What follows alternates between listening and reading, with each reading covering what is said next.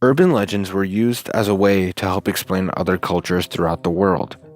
However, some of these urban legends have been told to scare others, whether to keep them in order or just for laughs. But they are just stories, right? These urban legends are based on some very true accounts. Some were able to live to tell their tales, while others sadly weren't so lucky. These are 5 urban legends that turned out to be true.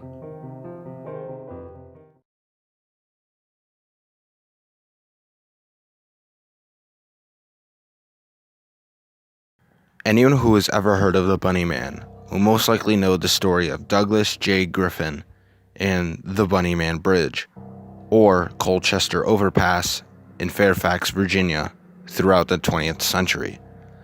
The tale is very gruesome. However, the true story is more mysterious. There are 2 main documented cases of the Bunny Man recorded in 1970.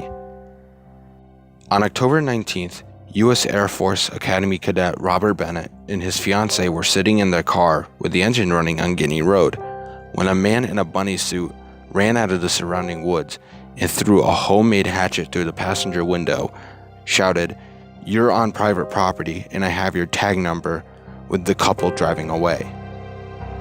On October 29th, construction security guard Paul Phillips was patrolling newly built houses in Kings Park West on Guinea Road when he spotted a man wearing a bunny suit standing on a porch of one of the houses holding a long-handled axe. The man began chopping at one of the posts of the porch and shouted, "You are trespassing. If you come any closer, I'll chop your head off." While both cases were closed because of the lack of evidence, many more people claim to have seen this Bunny Man.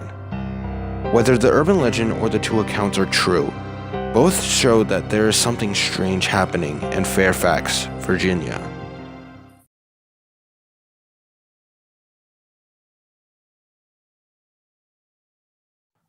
While some Halloween decorations may look realistic, be careful, because a few of them may be very, very real.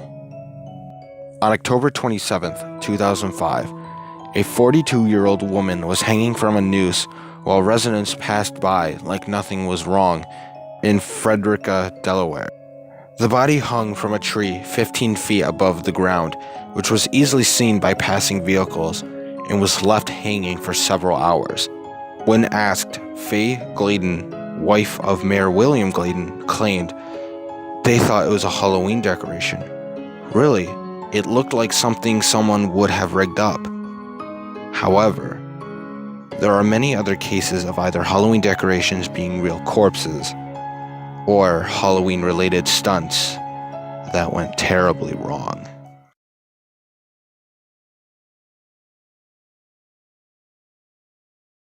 Imagine this scenario. You just bought and moved into a new house. The water coming from the sink and shower tap is a black color and tastes weird, only to discover later that there was a dead body in the water tank.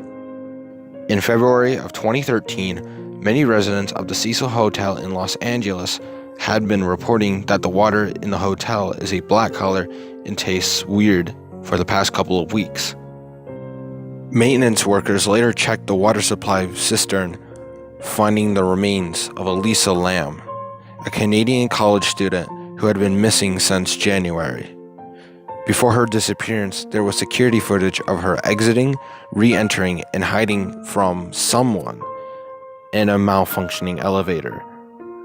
The video went viral, with many theorizing what happened to her, from bipolar disorder to the paranormal. The case of Elisa Lam is tragic and sadly has never been solved and most likely never will.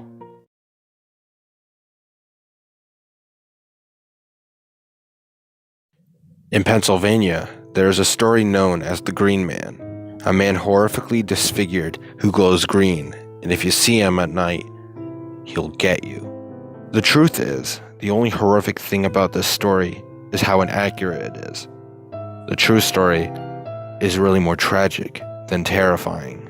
In 1919, 8-year-old Raymond Robinson was dared by his friends to climb a streetcar wire support.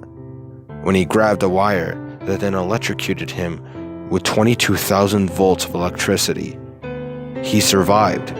However, he ended up severely disfigured, as well as losing his eyes, nose, and right arm. As an adult, Raymond would spend his days with relatives and make items like doormats, belts, and wallets. Because of his disfigurement, he would take long walks at night along State Route 351. People from all over would offer him beer and cigarettes for short conversations or even photos. Tragically, Ray passed away in 1985 at the age of 74, but his story will live on. The story of a misunderstood man trying to live his life despite his deformities.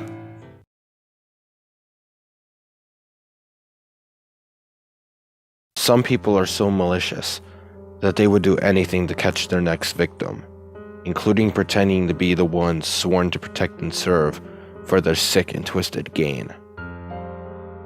Carol DeRanch is one of the few lucky victims to survive an attack from notorious serial killer Ted Bundy, and her story is one of terror and luck. On November 8, 1974, in Murray, Utah, Bundy approached then 18-year-old Carol outside a mall, claiming to be a police officer who was investigating a break-in of her vehicle, and offered her a ride to the police station. The whole time she felt uncomfortable. He drove a Volkswagen Bug instead of a patrol car. She claimed she could smell alcohol on his breath, and he pulled into an elementary school. Carol began to panic, and Bundy attempted to handcuff her, and he even pulled out a gun. However, she was able to fight back and escape, jumping into a passing car.